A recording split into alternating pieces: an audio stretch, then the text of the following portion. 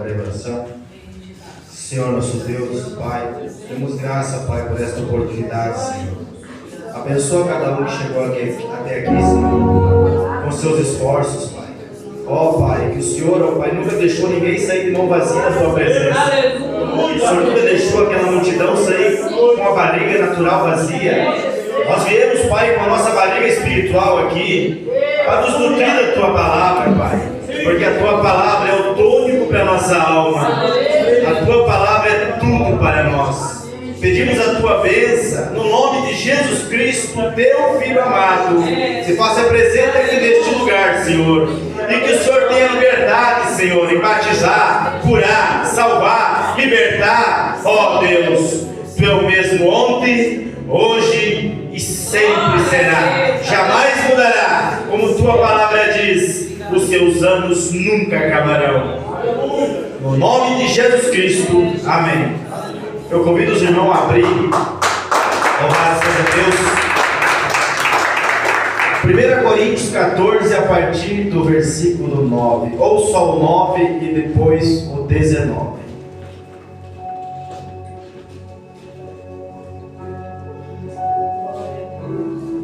Todos já acharam? 1 Coríntios, capítulo 14, no versículo 9 e o 19.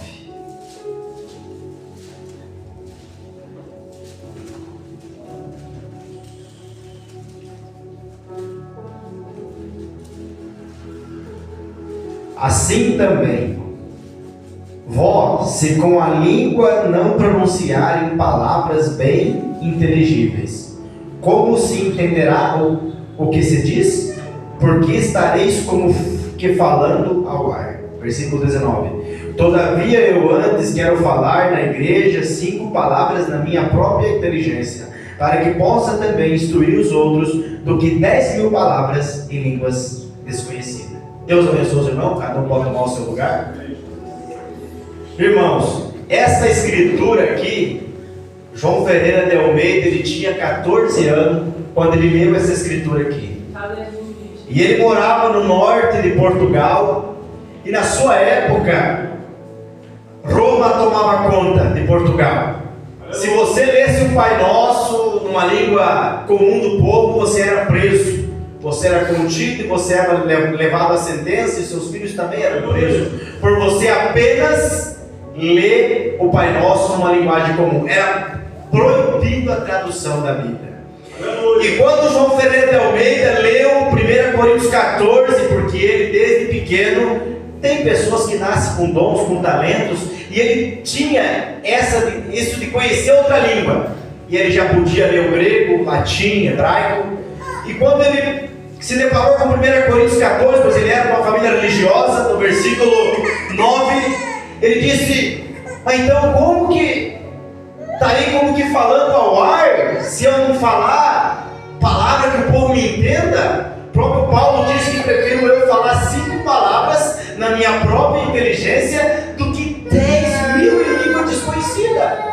Por quê? O povo não vai ser edificado, o povo não vai saber, apesar que a Bíblia não é contrária às línguas estranhas, porque quem ora em línguas, ora bem, mas o seu entendimento fica sem fruto. Por isso que fala língua estranha, ora para que possa interpretar, e assim a igreja recebe edificação. É o que Paulo nos instruiu em 1 Coríntios capítulo 14. Mas João Ferreira de Almeida, impactado com essa escritura, tão novo, ele vai para a Holanda, porque na Holanda já o protestantismo estava sendo bem aceito. Mas ainda os países que Roma dominava não permitia a tradução da Bíblia. E para quem não sabe, apenas do nosso conhecimento, João Ferreira de Almeida, ela é a número 3. Chega a 97% de coerência com o original. Porque temos King James e a Rei Thiago. Não lembro, não sei a qual que está ali entre a primeira e a segunda. Mas nós temos a Bíblia, João Ferreira de Almeida, no português, até a tradução melhor do que do Martinho Lutero. Então você vê que bênção Deus deu para a nossa língua portuguesa. Deus nos deu uma palavra na nossa própria língua. Porque quando João Ferreira de Almeida leu, ele viu que o povo precisava no seu próprio idioma os pregadores tinham que parar de pregar latim, grego, hebraico, porque o que um pedreiro, o que vamos dizer assim, hoje, um batedor de caixa, como nós lá, irmão, a expressão meu, o que nós vamos saber de grego? O que nós sabemos de hebraico, de latim? Então, se tu fala para alguém 2 horas, se tu prega para ela tudo em língua estranha, pode ser que o espírito foi edificado, mas o entendimento dele sai dali. Ele nem sabe que tem que aceitar Jesus como único e suficiente Salvador. Mas se o Espírito Santo, numa necessidade, porque Deus se manifesta conforme a necessidade. Já temos testemunho de pessoas pregarem em estranho e a pessoa aceitar Jesus. E é num país desconhecido.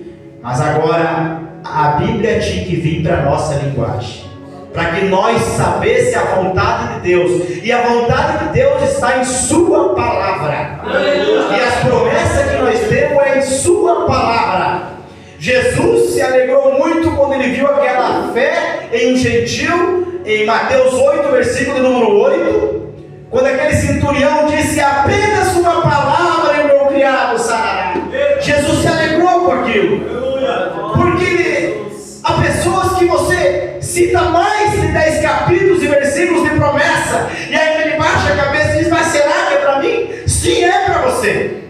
É para você, porque quando Jesus estreou na cruz do Calvário, ele disse: Pai, tudo está consumado. Ele pagou o preço. Aleluia. Todo o preço foi pago. O que temos de fazer é por fé no que está escrito.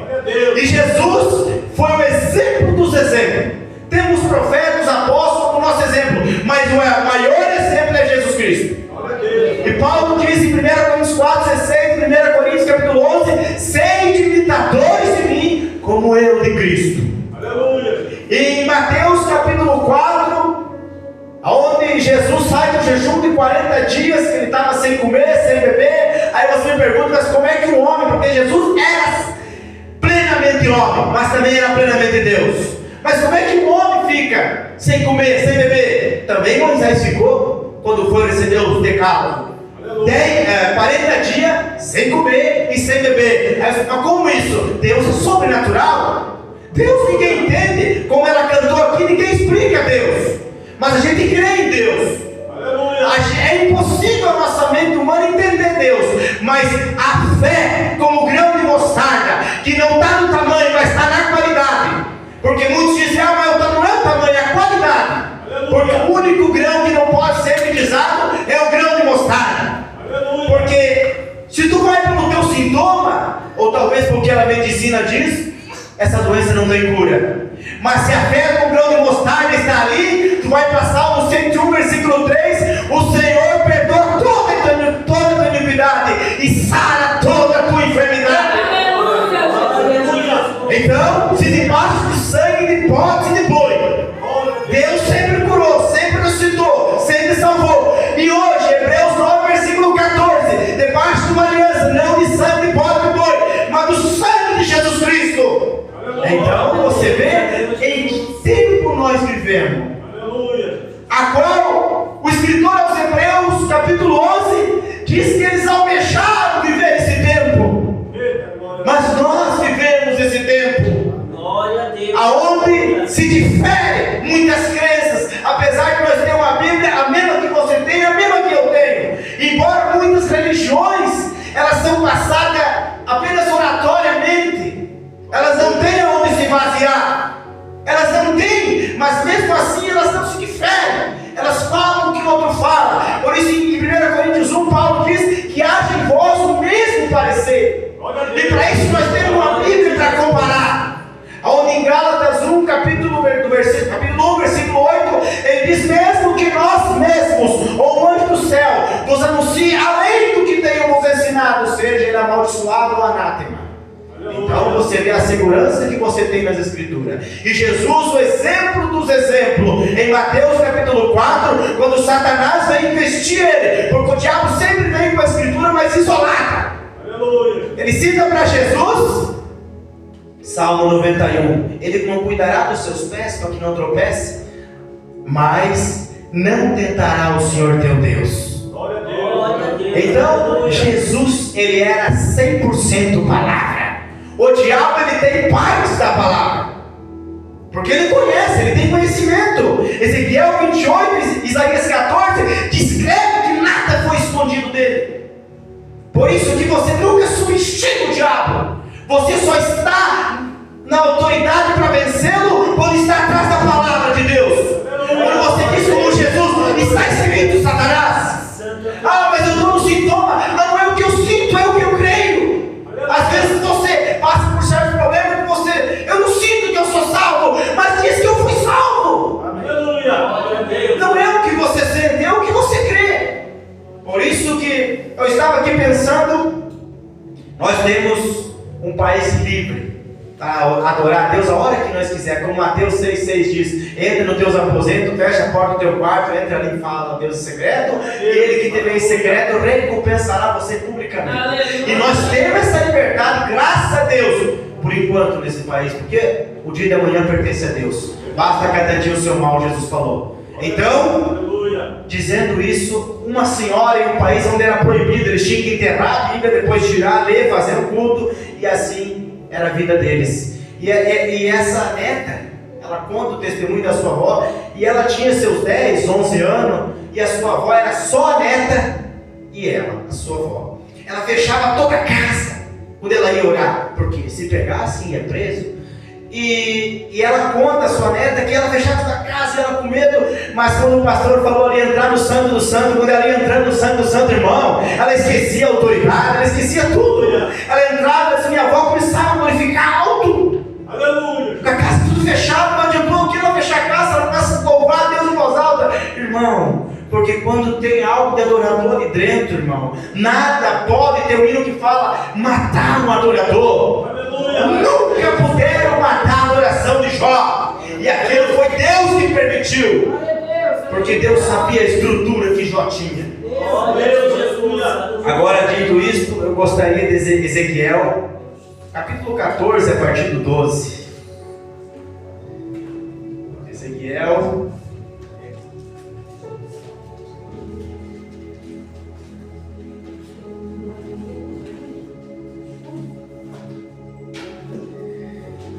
a partir do 12. Veio ainda a mim a palavra do Senhor, dizendo: filho do homem, quando uma terra pecar contra mim gravemente, se rebelando, então estenderei a mão contra ela, retomarei instável o sustento do pão, e enviarei contra ela fome, e arrancarei dela homens e animais, ainda que estivesse no meio dela estes 3 homens.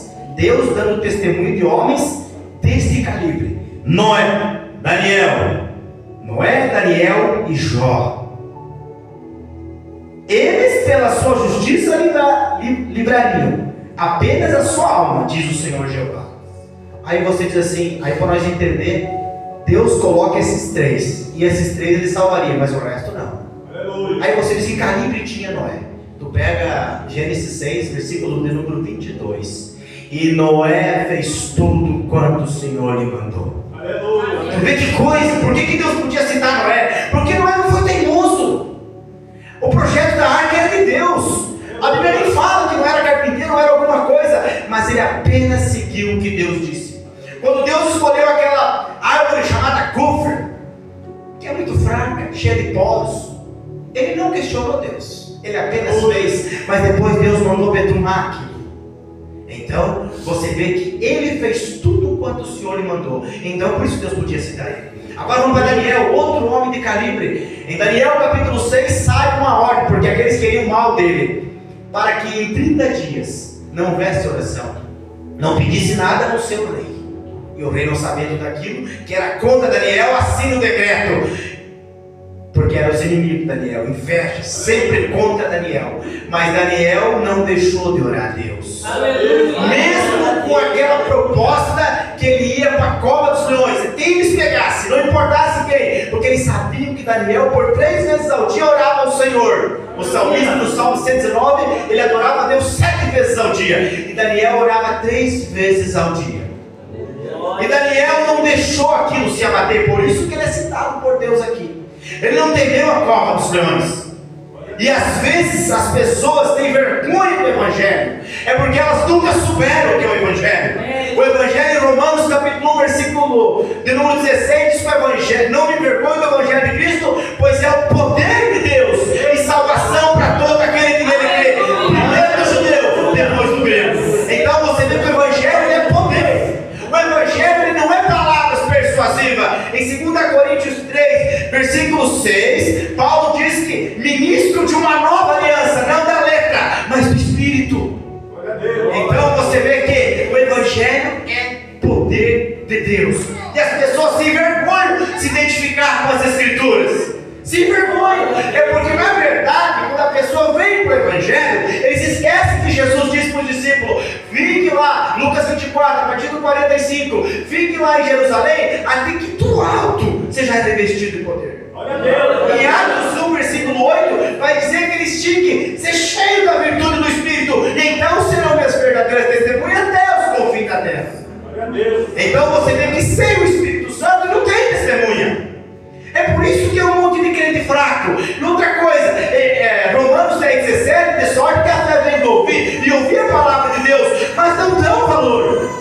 É por isso que eu falei, e se você visse a história de Alfredo Almeida, o quanto esses homens sofreram para que a Bíblia chegasse até nós, e hoje você deixa lá aqui no pó, as empresas abrem em cima lá e deixam, aquilo cria pó, não tem feito nenhum. O que precisa é estar aqui, Salmo 119, versículo 11, a tua palavra escondi guardada em meu coração, para eu não pecar contra ti, Senhor. Então a palavra tem que estar dentro de nossos corações. Jesus não folhou nada para o diabo, mas ele disse: está escrito, Satanás, porque era dentro dele que estava a palavra, ele era a palavra. Em São João 1 diz que o verbo estava com Deus, o verbo era Deus, e verbo é a palavra. E em Apocalipse 19, no versículo 13, ele é chamado a palavra de Deus. E ele disse, em São João 14, a partir do versículo de número 15 a seguir, você vai encontrar que ele diz assim: e aquele que me amar e guardar as minhas palavras, viremos eu e o Pai, e faremos nele morada, a palavra e o Espírito, eu e o Pai, Filho e palavra, e o Espírito Pai, dentro do homem. É isso que faz de você uma verdadeira testemunha. E como é que você recebe o Espírito Santo? Atos 5:32, e nós somos testemunha aqueles que Deus deu o Espírito Santo, aqueles que Ele obedece. E como poderiam obedecer e conhecer se era só latim e grego? Aleluia! Mas Deus se compadeceu, e a Bíblia hoje é o livro mais traduzido. E é o livro mais coerente que tem. Pode colocar todas, quase 6.000 traduções, elas partem, elas podem diferir palavras, mas o sentido é o mesmo. Isso é Deus cuidando de sua palavra. Deus sempre cuidou de sua palavra. Porque em Mateus 24, versículo 35, ele diz: passe céu, passe terra, mas as minhas palavras não vão de passar. Por isso que a segurança do homem para a mulher está na palavra de Deus, não no estatuto da igreja, mas no que diz a Escritura. A mulher se vista decentemente, 1 Timóteo 2, a partir do 9, dever das mulheres que fazem profissão de servir a Deus, porque nós somos luz do mundo, sal da terra. Não se comportemos como o mundo, porque nós temos um que testifica junto ao nosso espírito que somos filhos de Deus, e esse é o Espírito Santo, que Ele prometeu que viria e ficaria conosco até o fim.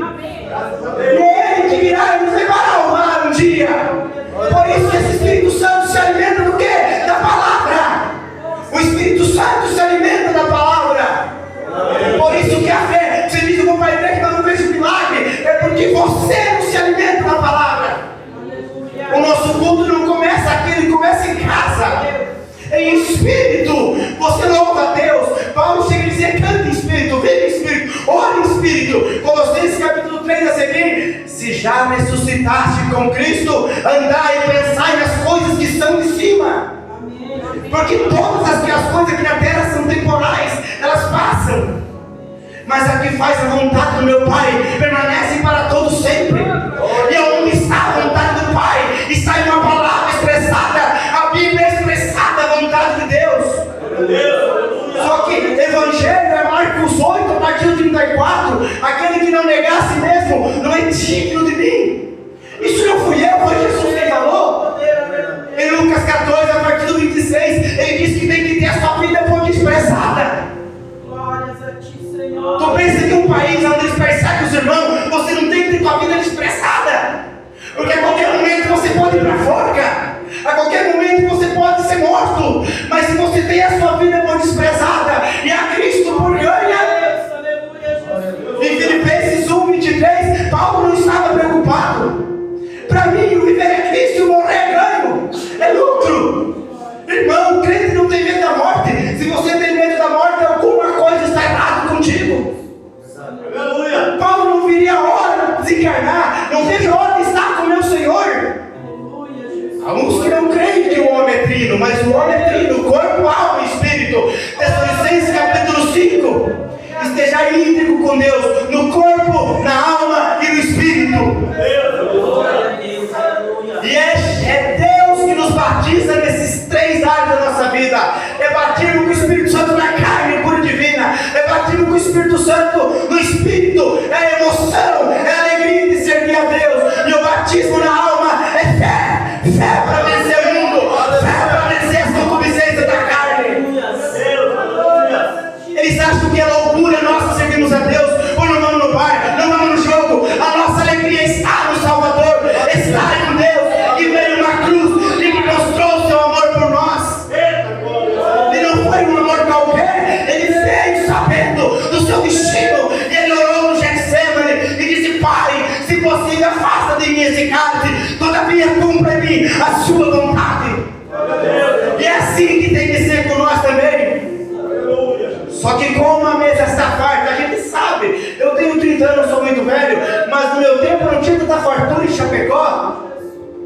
E tinha aquela cupolenta, aquele feijão arroz, aquela canja, ou aquela sobrecoxa, mas era alimento sólido. A gente comia e ficava bem. Hoje tem tanta bobagem na mesa que não come o que é para comer. Não come, hoje tem tanta coisa na internet que vão em outras coisas, mas não come o que é para comer. Depois estão desnutridos espiritualmente, é porque não se alimentam da palavra. Mas comece a se alimentar da palavra e tu vai ver uma fé grande dentro de você. Paulo não queria saber se os filhos daquele centurião iam querer ou não querer. Atos 16, 31, crê no Senhor Jesus Cristo e será salvo tu e tua casa. Ele não perguntou se os filhos queriam, ele não perguntou se a mulher ia querer, mas se você crer, será salvo tu e tua casa. Quem tem fé não pergunta o tamanho do problema, ele apenas diz: eu não tenho prata, eu não tenho ouro. Atos capítulo 3, mas o que eu tenho eu lhe dou. Levanta e anda em nome de Jesus na terra. Quando a fé age dentro de você, você não olha para o tamanho do problema. Josué capítulo 10, a partir do 12, Josué falou: o sol, para, porque eu tenho que guerrear, para. E o sol parou, e tudo parou. Josué não é obrigado a saber se era o sol, se era a lua, mas era para parar. E às vezes os problemas nós deixamos eles engrossando, eles vindo para cima da gente. Mas se você, a fé agir dentro de você, você diz: para. Jesus disse naquele barco: até quando ele de suportar homens de pequena fé? Quando ele se colocou de pé, espantou o sono, ele disse: acalma-te vento, aquieta-te mar. Ah, irmão, quando você sabe quem você é, o ser humano ele tem amnésia espiritual, mas quando Deus vem em sua vida, porque Jesus nunca teve essa amnésia espiritual, porque ele veio pela via perfeita. Jesus sabia de onde ele vinha e para onde ele ia, mas nós precisamos sair da amnésia espiritual e saber de onde nós vimos e para onde nós estamos indo. Jesus disse: eu vim de Deus e volto para Deus. E ele disse que nenhum deles se perdeu, São João 17, a não ser o filho da perdição, Judas. Aleluia. Glória a ti, Jesus. Aleluia. Aleluia. Agora, veja Jó, um homem íntegro, reto. Veja a descrição de quem era Jó. Um homem reto, íntegro, sincero. Esse era Jó. Por isso que Deus pôde tomar e falar esses nomes para Ezequiel, capítulo 14, a partir do 12. Porque Deus os conhecia e eles eram conhecidos de Deus. Irmão, não importa se você não é conhecido. A questão não é você ser conhecido pelas pessoas, é naquela hora. Porque você não sabe quando Jesus virá, mas o verão da morte pode vir antes. Mas Jesus disse assim: aquele que crê em mim já passou da morte para a vida. A morte não é mais um problema, a morte é uma solução. Paulo deixou claro que a morte para ele era uma solução, não era um problema. Porque nós que ficarmos vivos, vão abrir e fechar de olhos, seremos levantados juntamente com o Senhor nos ares. Os que morreram em Cristo ressuscitarão primeiro. O que diz a Escritura. Então a morte não é um problema, ela é uma solução. Agora Paulo pega e continua, Filipenses 23 a seguir. Ele queria ficar na carne, porque via que o seu ministério dava fruto, porque via que ainda ele era útil. Agora nós nos ocupamos tanto com as coisas daqui e não nos ocupamos com aquela senhora. Porque tem que acontecer algo lá dentro da alma do homem. O batismo com o Espírito Santo é Gálatas 6, versículo 15. Porque em Cristo Jesus nem a circuncisão, nem a incircuncisão tem virtude alguma, mas o sincero é uma nova criatura. 2 Coríntios 5, 17. É ser uma nova criatura, é ter apetite novo, é nascer de novo. É o que Jesus falou em São João 13 para Nicodemo: necessário é o homem nascer de novo. Nicodemo não entendeu. Nicodemo era mestre em Israel, ele não entendia. Eles liam a lei, mas não entendiam e também não criam. Essa é a verdade. São João capítulo 5, versículo 47. Como crereis nas minhas palavras, se não creem nos seus escritos? Aleluia. Tem que crer no que está escrito. Filipenses capítulo 3: não vos canso de escrever as mesmas coisas, pois é segurança para vós. Segurança, o que está escrito é segurança. Em São João 10, versículo 35, Jesus diz: e a Escritura não pode ser anulada ou alterada. Ela não pode.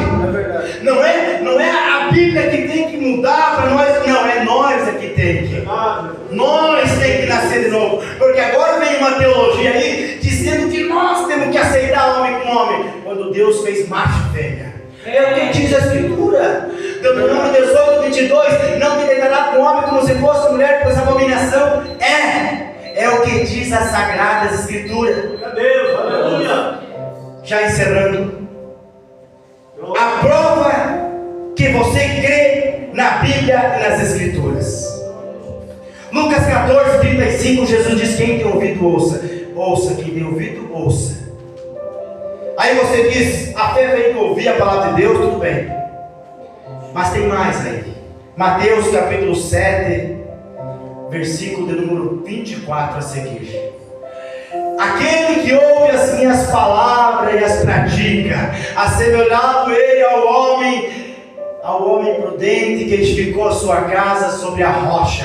Veio o vento, correu as águas, os rios, mas a sua casa se manteve firme, porque ele fez a sua casa na rocha. Só a maneira da casa estar na rocha é você estar plantado nas Escrituras, é você estar firmado nas Escrituras. Só tem uma maneira de tua casa não cair, é você: Senhor, eu creio, Senhor. Tudo que Jesus pedia por estar em terra, você crê? Se você crê, a fé salvou. É se você crê, não é se você entender, é se você crê. Se você crê. Mas aquele que ouve as minhas palavras e não as pratica, assemelhado ele ao homem sensato que edificou a sua casa sobre a areia, pois correu os rios, sopraram os ventos, e grande foi a sua ruína. Glória a Deus. Então você vê que é você ouvir, mas você praticar o que diz as Sagradas Escrituras. Então o próprio Senhor Jesus, deixe mais uma vez voltar aqui em São João 5, 47. Ele olhou para aqueles que dormiam em cima da lei, e ele disse: vocês não creem nos escritos de Moisés, como vocês crereis nas minhas palavras? Ele pôde dizer, porque ele conhecia os corações. Aleluia. Agora você vê que Jesus, a palavra diz em Salmo 109, versículo 130: a exposição da tua palavra dá luz e dá entendimento aos simples. Em Mateus 11, 25 ele diz: Pai, graças de Deus que eu Criador do céu e da terra, por ocultar essas coisas aos sábios instruídos e revelar aos pequeninos. Ele sabia do que estava falando.